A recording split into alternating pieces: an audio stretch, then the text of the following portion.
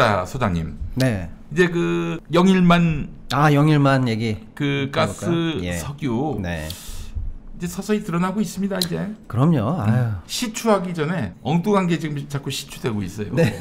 아니 보니까 뭐 가스 공사의 그 임원들이 주식을 팔았다. 폭등할 때. 그 공무원들이나 좀 눈치를 많이 보는 사람들은 네. 도대체 이 최상위 권력자들은 어떻게 살고 있나? 그렇지. 네? 나라가 어떻게 흘러가고 있나? 그러면은요, 맨 위에서 흔들리면은요, 그렇죠. 그 밑에 이제 뭐가 뛰면 뭐가 뛴다고 점점점 도덕적 해이라든지 이런 게 퍼지면서 결국엔 나라가 엉망진창이 되는 거 아니겠습니까? 그렇죠, 그렇죠. 방금 PD님이 주신 그 기사 하나만 봐도 야, 진짜 이 정부가 만들어낸 이 도덕적 해이가 경제적으로 얼마나 또 큰 국민들 생활에 악영향을 주는지를 볼 수가 있는데, 이게 만약에 민간 영역에서 이런 일이 발생하면은 주가 조작으로 이제 의심받지 않습니까? 일단은 그 처음에 사실은 네. 대통령이 브리핑 했을 때부터 사실은 바로 그날 시장에서 상한가 치지 않았습니까? 그렇죠, 그렇죠. 도대체 그 주식을 미리 산 사람들은 누군가? 이 정보를 알고 산 사람들은 누군가 해서 정보에 접근 가능한 범위를 쭉 먼저 리스트업을 하고요. 그렇죠. 그 다음에 이상 심리 매매 이런 거 다 잡아내는 시스템이 있습니다. 감독원에요. 이거 걸러가지고 양쪽 비교하잖아요. 금방 잡혀요, 이거. 이거 특검 가야 되는 거 아닙니까? 아니, 의지만 있으면요, 이거 일주일이면 잡습니다. 지금부터 시작하면 그냥 바로 잡혀요. 그렇죠. 그런데 이제 접근 권한이 아무한테나 있는 게 아니니까. 아니 그 금융감독원에서 할 수 있는 거 아닙니까? 예, 감독원에서 할 수 있고 거래소에서 할 수 있고요. 이복현이가 그렇죠. 뭐 그걸 살펴보겠습니까?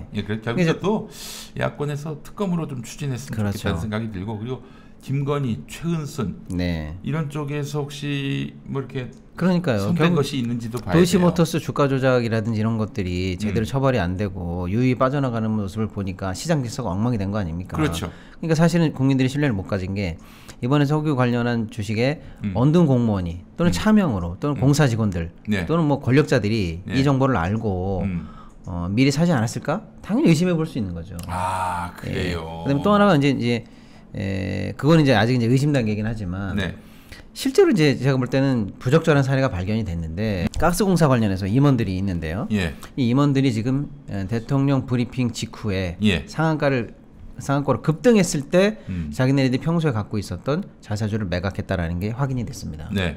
지금 보면은요, 이게 지금 내용이 웃기는 게 일단 상임이사 A 씨는 보유하고 있던 자사주 약 2,100주 정도를 주당 38,000원에 팔았고, B 씨도 약 2,500주를 46,000원 정도에 팔았다. 그래서 각각 지금 이제 추산입니다만은 8,500에서 1억 1,800 정도 해서 1억 정도 이상의 현금화를 요 브리핑 직후에 했다라는 거예요. 누가 보더라도 뭐가 의심됩니까? 당연히 미공개 정보 이용. 그렇지. 이걸 당연히 의심할 수 있는 거 아닙니까?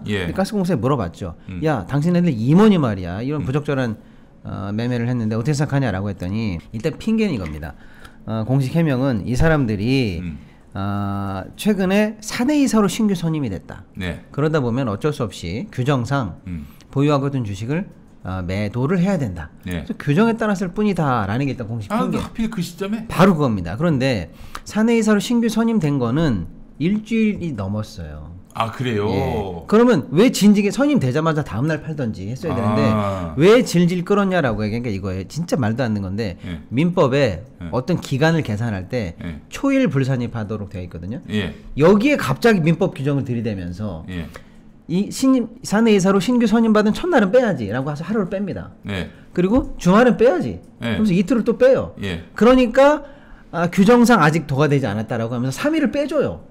그래서 결국에는 이 사람들이 실제로 매도했던, 대통령이 브리핑이 있었던 날과 그 다음 날은 신규 선임이 되고 나서의 일주일 범위 안에 들어가니까 괜찮다. 라는 말도 안 되는 445의 비유로 가장 웃기는 말도 안 되는 계산법을 통해서 합법이다 이렇게 말을 해줘요. 통상 이제 그렇게 헛소리를 할 때는 그 우리가 저 있잖아요, 부탄가스 마신 친구들, 그 상태의 친구들이 하는 얘기예요, 그런 거는. 그렇죠. 아이고.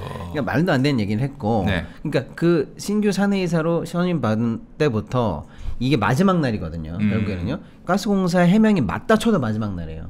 그럼 보통 사람들이 사내이사로 선임됐으면 지금 바쁘거든요. 그렇지. 그리고 앞으로 해야 될 일이나 재산 등록해야 될 일 등등등 해서 바쁜데, 이거를 마지막 날에 질질 끌다가 마지막에 매도하는 사람이 잘 없습니다. 그렇지 않습니까?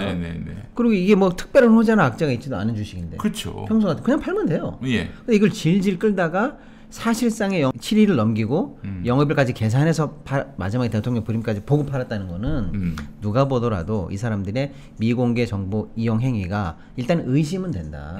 그러니까 제가 말씀드리는 거죠. 아사리판도 이런 아사리판이 없는데 경제적으로 얼마나 우리가 도덕적으로 땅에 떨어지고 도이치모터 사건 등등등에서 잘 못 다뤘으면 이제는 꼴뚜기가 뜨니까 망둥어도 뛴다고 관련된 돈이 되는 정보에 접근할 수 있는 우리나라에 있는 모든 공무원, 공직자들 또는 그 산하기관에 이런 하다못해 임직원까지도 자기한테 찾아오는 이런 불법적인 기회를 이용하려고 혈안이 돼서 나라가 엉망이 되고 있다는 거예요. 예. 근데 이분들 말고도 몇 분이 더 있어요 보니까. 네. 더 있는데 이분 어떤 분들은 또 심지어는 주식 매각 의무가 없는 분도 있는데 네. 사내이사로 진입된 분이 한 분 계신데 네. 이분은 매각 의무가 없는데 핑계가 저 사람은 왜 팔았냐라고 그렇지, 했더니 그렇지. 예. 하는 얘기가 본인은 의무는 없으나 자발적으로 공직자 윤리법을 스스로 적용해서 매도했다는 입장을 밝혀왔다. 얼마나 아름답냐. 뭐 이런 식으로. 예, 의무는 없는데 내 윤리적으로 내 양심에 저촉이 돼서. 다른 모든 이사들과 함께 나도 그러면 적용을 스스로 해봐야지. 근데 하필 그 시점에 가장 상한가 쳤을 때 매도했다. 아니 왜 그 시점에 하냐고. 하한가 칠 때나 하든가. 그러면 진정성이라도 있지. 상한가 치는데 그때 팔면은 그러니까요. 그 윤리고 나발이고 그런 게 어딨어. 엉망진창입니다. 또 나는 여기서 뭘 또 발견하냐면은 얘네들은 이 시점이 상한가라고 본 거야. 그렇습니다. 이에 더 올라갈 일이 없을 것이다. 왜냐? 결국 이게 뻥이라는 게 일주일이면은 다 드러날 것이 뻔하기 때문에 아주 날카로운 통찰이십니다. 네. 주식시장에서 여러분 하나 팁 드리지 않습니까? 네. 우리가 뻔합니다. 이거는 그냥 공식이에요. 왜 보세요? 임직원이나 대표이사가 자사주를 팔거나 본인 대주주나 이런 사람들이 본인 보유 물량을 판다. 이거 최악의 악재입니다. 그냥 무조건 떨어집니다. 왜냐? 여기가 꼭지라는 걸 내부자가 가장 먼저 알았다는 거거든요. 말입니다. 바로 정확한 포인트입니다. 더 갈 것 같다. 이거 진짜 말이 된다라고 믿었으면요? 모르죠 또? 그대로 두지. 재밌는 사람들입니다. 너무 해맑아서 할 말을 잃을 정도예요. 예.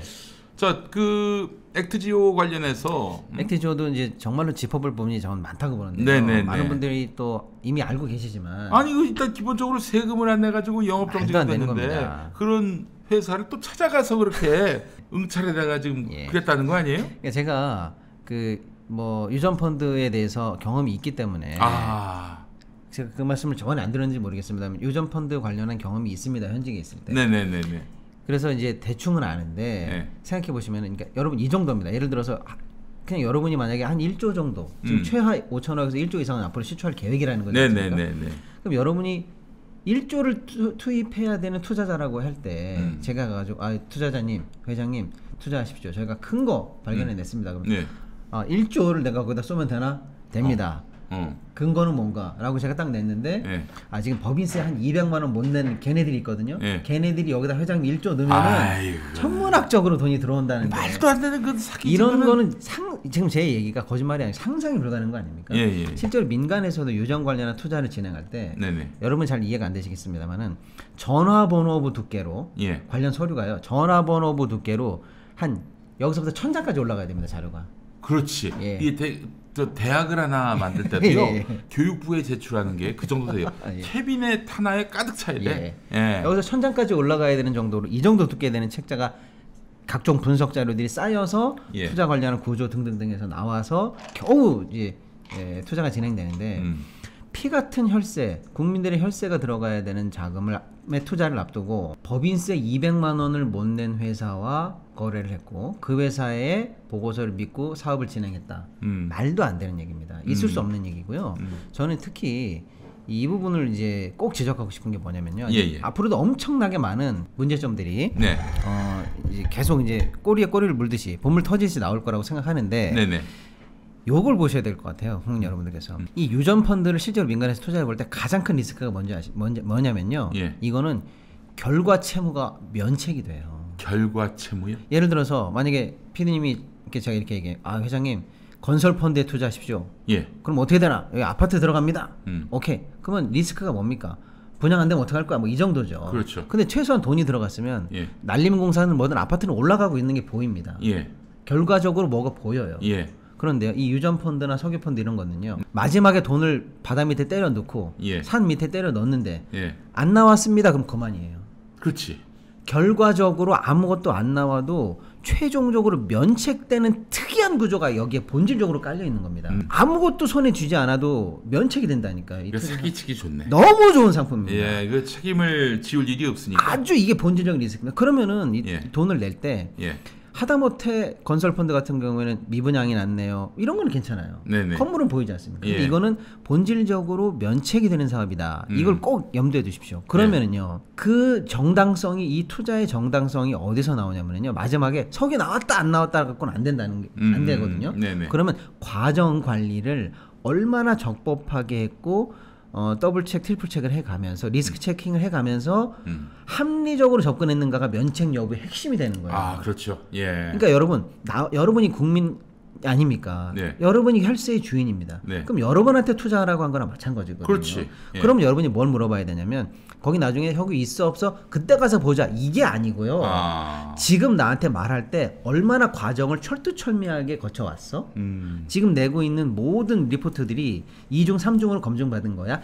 요거를 똑바로 하는 게 이 사업의 본질적인 정당성을 확보해 주는 거기 때문에 굉장히 세밀하게 지금 언론이라든지 이런 데서 제기하는 것처럼, 야당에서 제기하는 것처럼 이런 모든 아주 철두철미한 2중 3중의 검증망을 통과하는 게 결국 본질적으로 이 사업을 추진하냐 안 하냐의 핵심이 된다는 거예요. 과도한 발목 잡히거나 야 석유 나온다는데 니네들은 반대하는 거, 이런 게 아니라는 겁니다. 네네네, 아주 중요한 본질입니다. 아니 근데 이제 우드사이드라고 호주 회사에서 이미 단연간에 걸쳐서 여기는 가망 없다라는 판단을 내렸는데 그렇습니다. 그런 곳에 뭐가 또 잭팟이 터진다 이러면서 어떤 공개 입찰에서는 도저히 낙찰될 수가 없는 회사가 들어와가지고, 아니 우리나라에서도 세금 안 낸 회사는 뭐 아파트 공사도 못 하잖아요. 정확하십니다. 제가 사실은 또 행정을 해보지 않았습니까? 제가 이거 진짜 여기서 방송에서 공개적으로 말씀드리는데요. 우리나라의 모든 공직자 그리고 이렇게 공공기관들, 공기업 이런 데서요, 법인세를 몇 년에 걸쳐서 200만 원을 안 내서 세금 체납이 돼서 법인격이 거의 상실은 아니지만 행위 제한까지 걸려있는 이런 류의 회사와 거래 한 건이 단 한 건이라도 있으면 가져와 주십시오. 제가 장담합니다. 없어요. 전혀 없다. 없어요. 그래가지고 사실은 대전의 아파트가 거기는 아예 납사증명서를 위조해가지고. 그럼 위조는 가능하죠.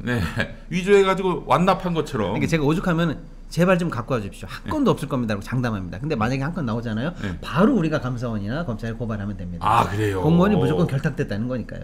그러니까 공식적으로 저 공무원입니다. 저 행안부 누구입니다. 저 국토부 누구입니다. 저 무슨 뭐 하다못해 한전 누구입니다. 이런 공기업이나 공직자가 제가 바로 체납자와 거래했던 그 공무원입니다라고 손들고 나오는 사람 있냐고 보시래요. 한 명도 없을 겁니다. 있을 수가 없는, 대한민국이 이 멀쩡한 나라에서 있을 수 없는 일입니다. 국가계약법이라든지 이런 데에서 당연히 검증하도록 되어 있고요.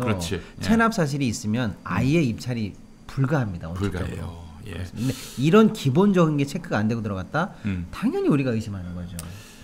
저는 그래서 이것도 역시 저 김건희 아니면 천공 쪽이 연관돼 있는 것 아닌가 의심하지 않을 수가 없어요. 지금 만사의 그 김건희 유관설 나오고 있지 않습니까?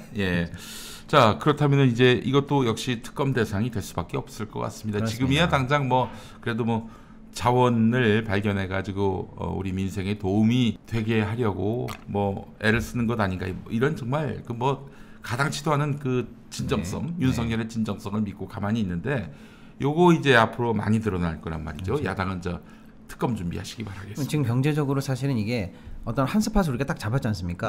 액트지오 법인세도 안 냈어. 알고 봤더니 가정집에 사무실이 있어. 직원도 없어. 지금은 아까 얘기한 빅토르라는 그 박사는 지금 거기 대표도 아니야. 여기서 지금 한 스팟을 우리가 딱 잡았는데요. 이게 만약에 우리가 의심을 하고 만약에 뇌피셜입니다만은 처음부터 의도된 나랏돈 빼먹기 어떤 프로세스였다라고 보면은요. 이게 맥이 닿는 게 앞으로 볼 부분이 더 많아집니다. 이 사람이 지금 브라질 관련한 플렉서스라는 회사와 로 넘어가서 거기서 회사를 만들었거든요. 그렇지. 다 아시겠습니다. 아시겠습니다. 그리고 그 회사는 또 브라질의 재벌들이 갑자기 투자를 해요. 재벌들이 정신 나갔습니까?